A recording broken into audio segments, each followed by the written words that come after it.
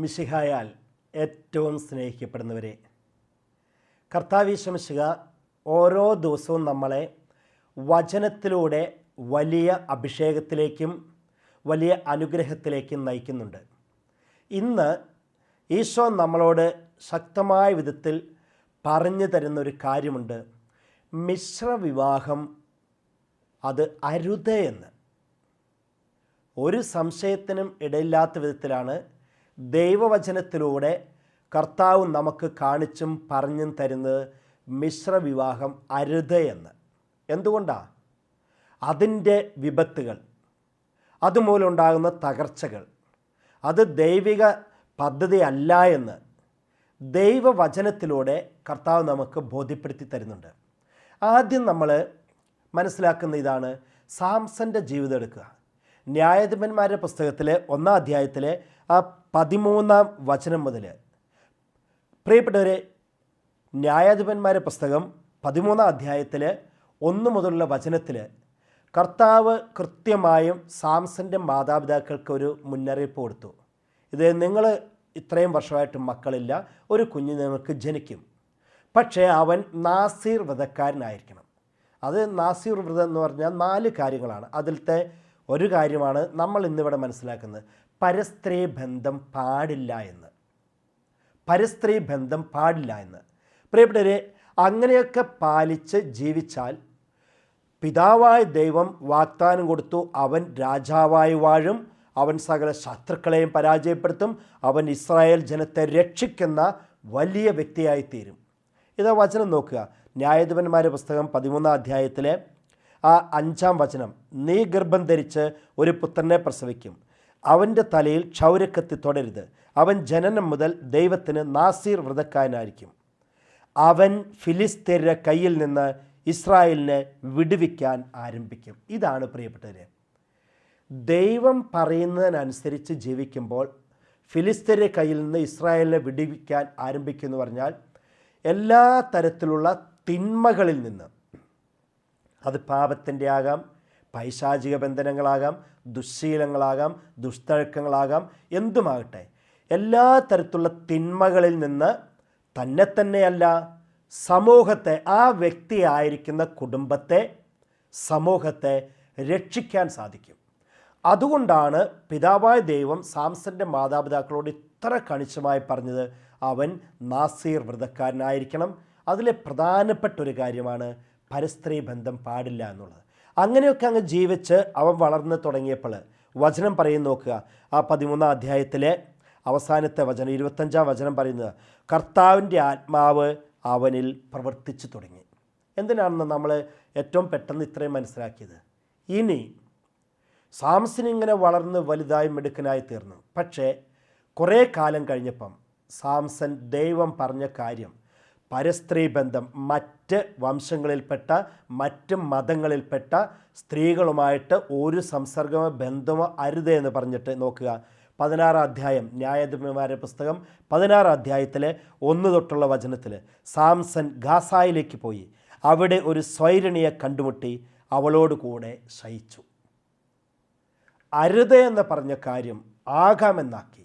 ഇന്നും നമ്മുടെ പല വീടുകളിലും ആദർശത്തിൻ്റെ പേരിൽ, അഭിമാനത്തിൻ്റെ പേരിൽ, വാക്കുകൊടുത്തു എന്ന് പറഞ്ഞുകൊണ്ട്, അല്ലെങ്കിൽ സോഷ്യൽ സ്റ്റാറ്റസിൻ്റെ പേരിൽ, ഇത് ആധുനിക യുഗമാണെന്നൊക്കെ പറഞ്ഞുകൊണ്ട് മിശ്രവിവാഹങ്ങളിൽ ഏർപ്പെടുമ്പം, പ്രിയപ്പെട്ടവരെ, പിതാവായ ദൈവം അരുത് എന്ന് പറഞ്ഞ കാര്യത്തെ ആകാം എന്നാക്കുകയാണ് നമ്മൾ ചെയ്യുന്നത്.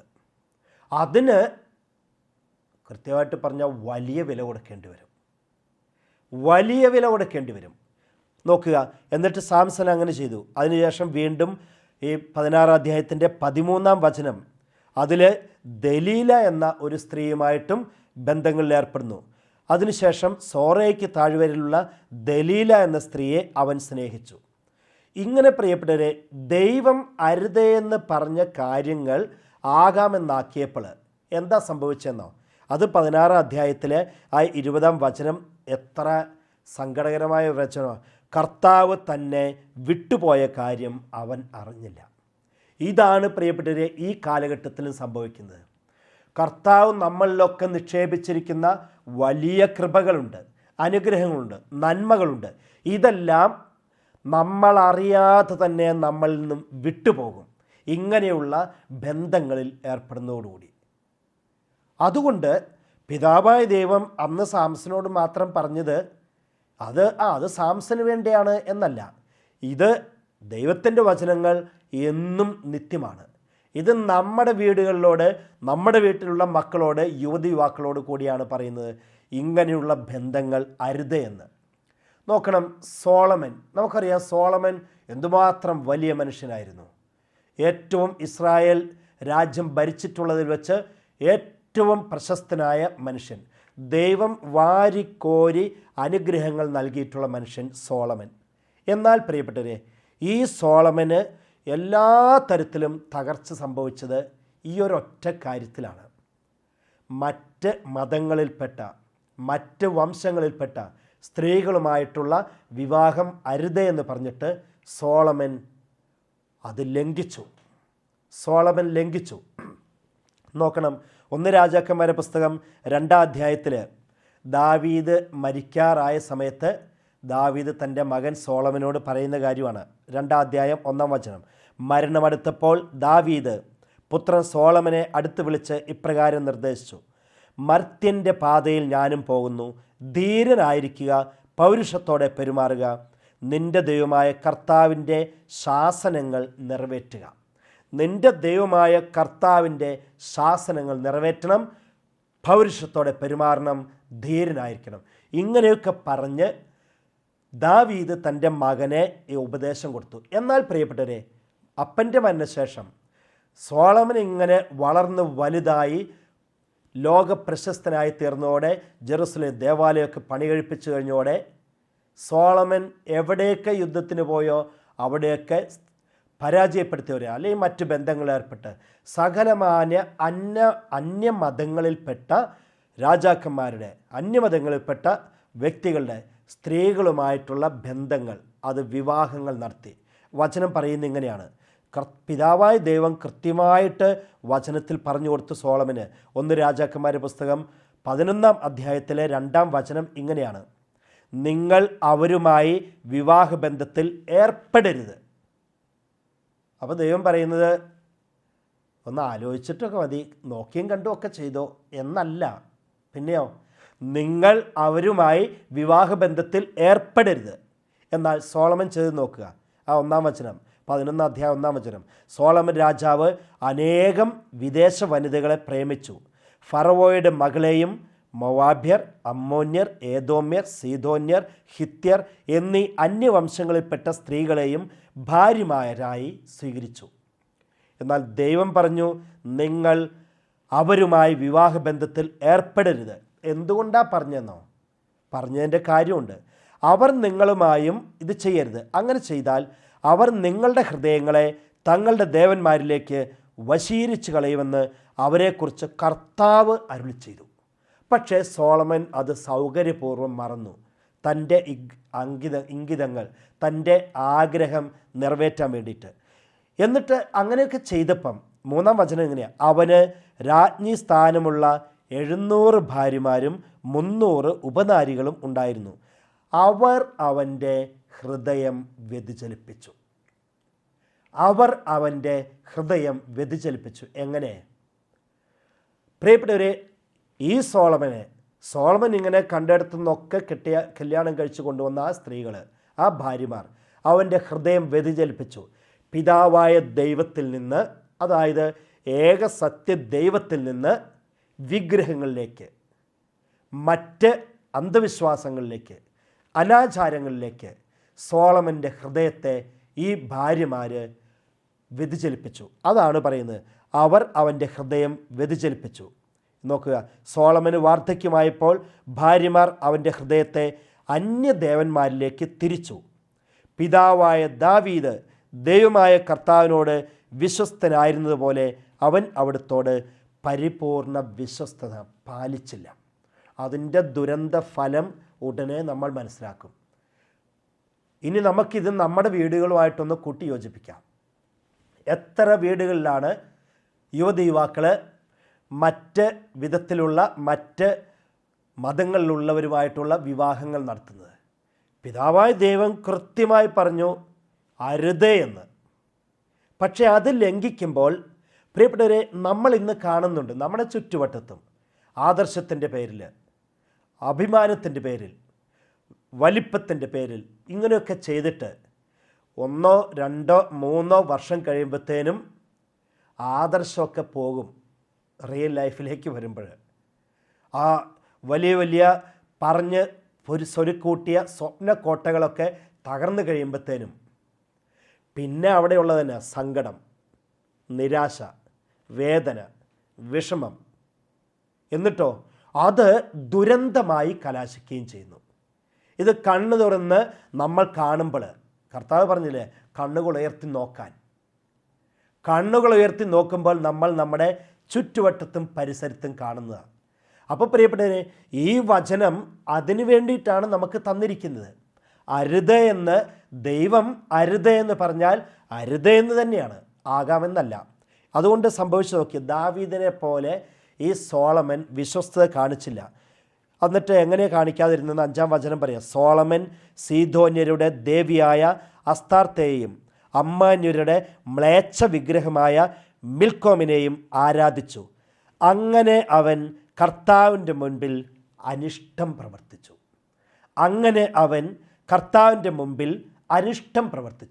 പ്രിയപ്പെട്ടവരെ, എന്താണ് ഈ അനിഷ്ടം? ദൈവം അരുതെന്ന് പറഞ്ഞ കാര്യമാണ്. അങ്ങനെ അവൻ കർത്താവിൻ്റെ മുമ്പിൽ അനിഷ്ടം പ്രവർത്തിച്ചു. 1-ാം പ്രമാണത്തിൻ്റെ നഗ്നമായ ലംഘനം. നിന്റെ ദൈവമായ കർത്താവ് ഞാനാകുന്നു, ഞാനല്ലാതെ മറ്റൊരു ദൈവം നിനക്കുണ്ടാകരുതെന്ന് പറഞ്ഞതിൻ്റെ നഗ്നമായ ലംഘനം. അപ്പോൾ പ്രിയപ്പെട്ടവരെ, മറ്റ് മതങ്ങളുമായിട്ടുള്ളവരിൽ നിന്ന് വിവാഹം കഴിക്കുമ്പോൾ സംഭവിക്കുന്നത് തന്നെ അതിൻ്റെയൊക്കെ ആത്യന്തിക ഫലം എന്നതാണ് 1-ാം പ്രമാണ ലംഘനമാണ്. എന്തുകൊണ്ടാണ് 10 പ്രമാണങ്ങളിൽ 1-ാമതായിട്ട് തന്നെ നിന്റെ ദൈവമായ കർത്താവ് ഞാനാകുന്നു, ഞാനല്ലാതെ മറ്റൊരു ദൈവം നിനക്കുണ്ടാകരുത് എന്ന് പിതാവായ ദൈവം പറഞ്ഞു കൊടുത്തത്? ഏറ്റവും പ്രധാനപ്പെട്ടതാണ് 1-ാമതായിട്ട് നമ്മൾ എപ്പോഴും മനസ്സിലാക്കുന്നത്. ഏറ്റവും പ്രധാനപ്പെട്ടത് തന്നെയാണ് 1-ാമതായിട്ട് കണക്കാക്കുന്നത്. അതുകൊണ്ടല്ലേ നമ്മൾ ചില ഓപ്ഷൻസ് എടുക്കും, പ്രിഫറൻസ് എടുക്കും. ഇപ്പോൾ പരീക്ഷകൾക്കാണെങ്കിൽ പ്രധാനപ്പെട്ട ചോദ്യങ്ങളെന്ന്, ഇനി ഒരു വിഷയം തിരഞ്ഞെടുക്കുമ്പോൾ ഏറ്റവും പ്രധാനപ്പെട്ടത്, പഠിക്കാനായിട്ടുള്ള ഒരു സബ്ജക്റ്റ് എടുക്കുമ്പോൾ ഏറ്റവും പ്രധാനപ്പെട്ടതിന് 1, 2, 3.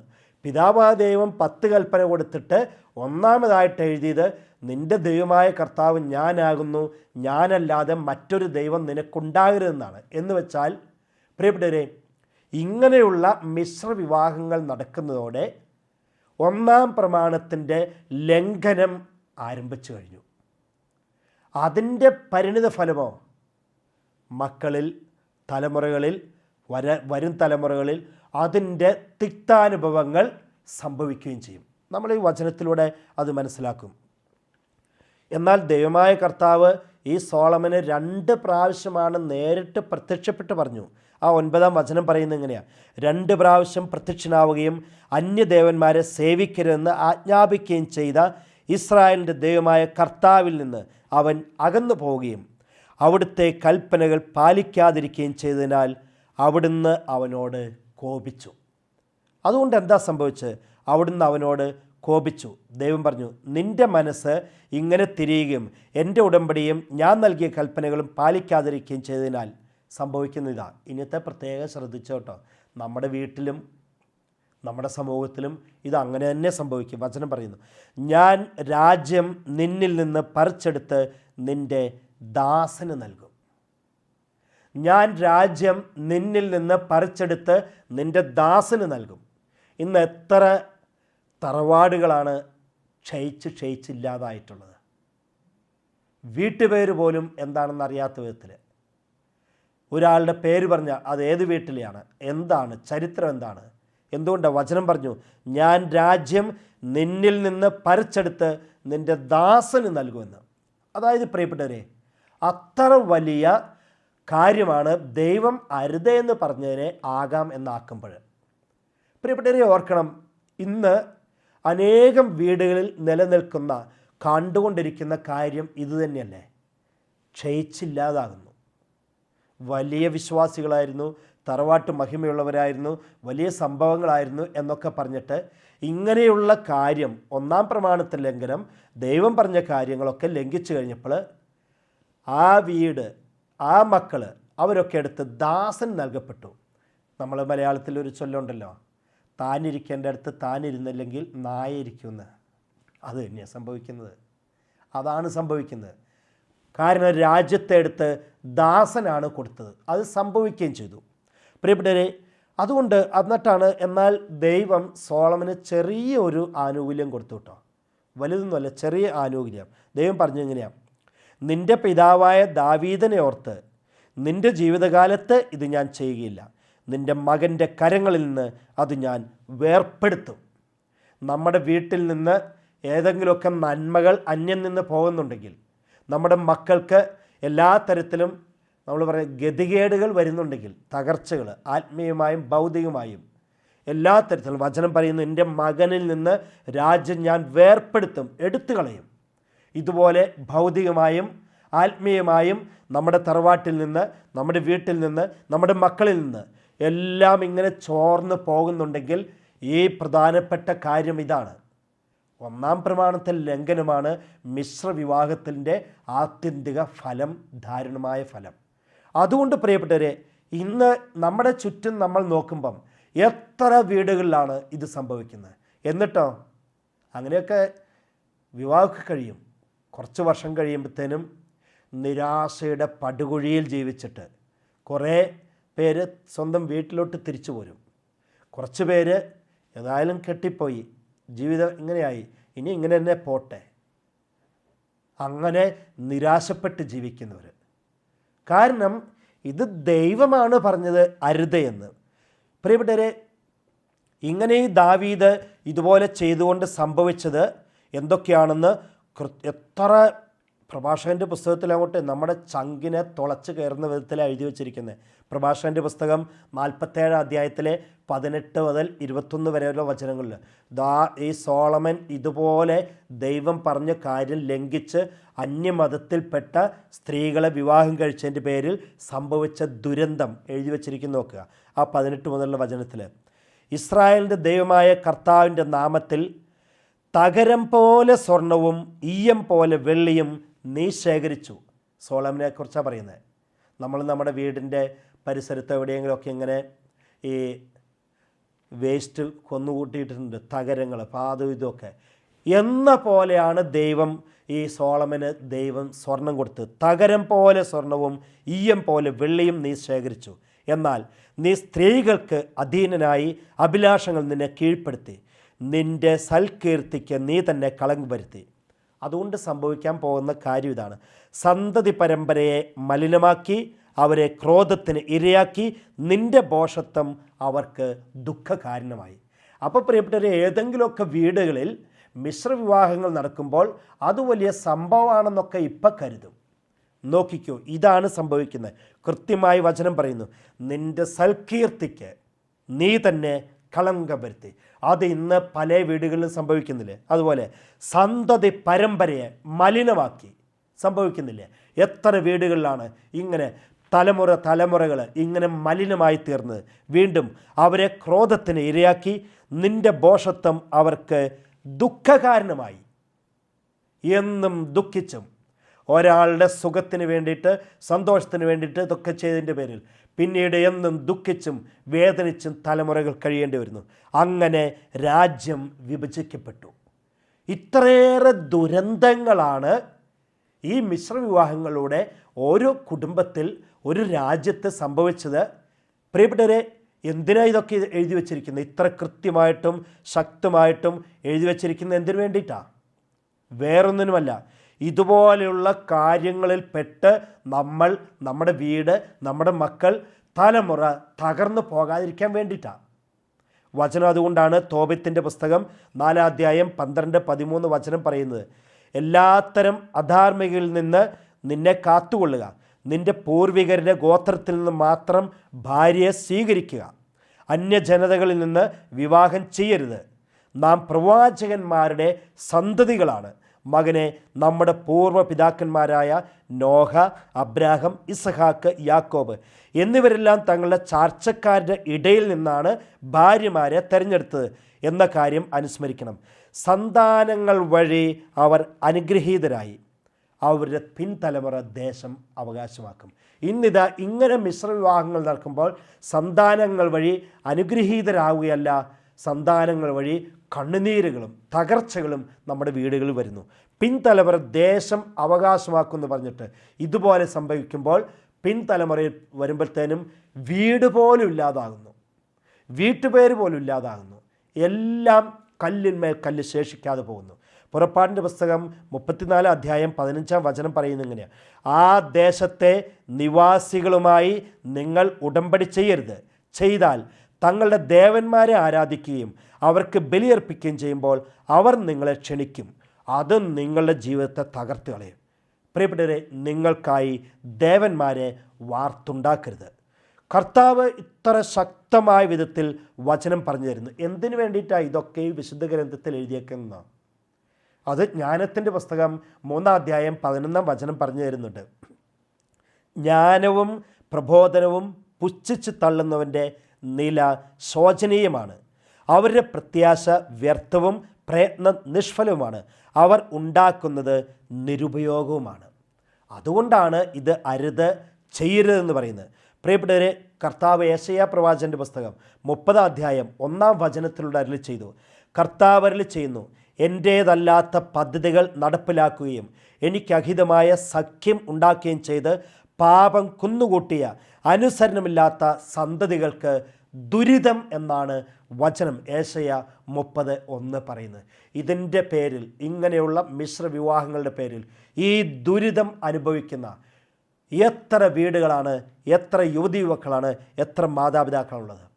ഇതൊക്കെ എന്തിന് വിശുദ്ധ ഗ്രന്ഥത്തിൽ എഴുതിയിരിക്കുന്നുവെന്ന് പൗലോസ്ലീഹ കൃത്യമായി നമുക്ക് പറഞ്ഞു തരുന്നുണ്ട്. 1 കൊറിന്ത്യസ് 10 അധ്യായം 11 വചനത്തിൽ ഇതെല്ലാം അവർക്ക് ഒരു താക്കീതായിട്ടാണ് സംഭവിച്ചത്, നമുക്ക് ഒരു പാഠമാകേണ്ടതിന് അവയെല്ലാം എഴുതപ്പെട്ടിരിക്കുന്നു. അപ്പോൾ ഇത് ബൈബിളിൽ ഇങ്ങനെ മറയ്ക്കാതെ കൃത്യമായി എഴുതി വച്ചിരിക്കുന്നത് നമുക്കൊരു പാഠമാകേണ്ടതിനാണ്. എന്താ പാഠം? അരുത് എന്ന്, ഇങ്ങനെയുള്ള ബന്ധങ്ങളിൽ ഏർപ്പെടരുത് എന്ന് വചനം. പ്രിയപ്പെട്ടവരെ, എന്നാൽ നമ്മുടെ കാനലിലോ ഇതിൽ ഒരു ചെറിയ ഒഴിവ് തരുന്നുണ്ട്. അതില്ല എന്നല്ല. മിശ്രവിവാഹം എപ്പോഴാണ് നടത്തിക്കോ എന്ന്, എപ്പോഴാണെന്നോ ഒറ്റ ഉദാഹരണം പറഞ്ഞാൽ അത് മനസ്സിലാകും. ബോൺ ക്യാൻസർ വന്ന ഒരു സ്നേഹയെ എനിക്കറിയാം. ആ സ്നേഹ ഡോക്ടേഴ്സ് പരമാവധി പരിശ്രമിച്ചു, എന്നിട്ട് സുഖപ്പെട്ടില്ല. പിന്നെ ആകെ ചെയ്ത് അതിൻ്റെ വലത് കാല് അങ്ങ് മുറിച്ച് കളഞ്ഞു. എന്തുകൊണ്ടാണ്? ഞാൻ പറയാതെ അറിയാം. ഇനി അങ്ങനെ വലതുകാലം അങ്ങോട്ട് മുറിച്ച് കളഞ്ഞത് ആ ജീവൻ നിലനിന്നോട്ടെ എന്ന് കരുതി, മരിച്ചു പോകാതിരിക്കാൻ. അങ്ങനെ നിലനിർത്തി. ഇനി മുറിച്ച് കളഞ്ഞോടുകൂടി അതിനൊരു നോർമൽ ലൈഫ് നയിക്കാൻ പറ്റുമോ? സാധാരണ ജീവിതം നയിക്കാൻ പറ്റുമോ? ഇല്ല. അങ്ങനെയുള്ള അത്യപൂർവമായ സമയത്ത് മാത്രമാണ് സഭ അനുവദിച്ചിട്ടുള്ളത്. അപ്പം നമുക്കറിയാം ഇതിൻ്റെ ഗൗരവം എത്രമാത്രമാണെന്ന്. സുഭാഷിതം 16 അധ്യായം 25 വചനം: ശരിയെന്ന് തോന്നിയ വഴി മരണത്തിലേക്ക് നയിക്കുന്നതാവാം. ഇപ്പോൾ ഇതൊക്കെ ശരിയെന്ന് തോന്നും, എന്നാൽ ഇത് മരണത്തിലേക്ക് നയിക്കുന്നതാകാം. പ്രിയപ്പെട്ടവരെ, അതുകൊണ്ട് കർത്താവ് ശക്തമായി പറഞ്ഞ ഈ കാര്യം നമ്മുടെ വീട്ടിൽ, നമ്മുടെ മക്കൾ, നമ്മുടെ തലമുറകൾ പാലിക്കാൻ ഇടയാകട്ടെ. ഈശോ അനുഗ്രഹിക്കട്ടെ.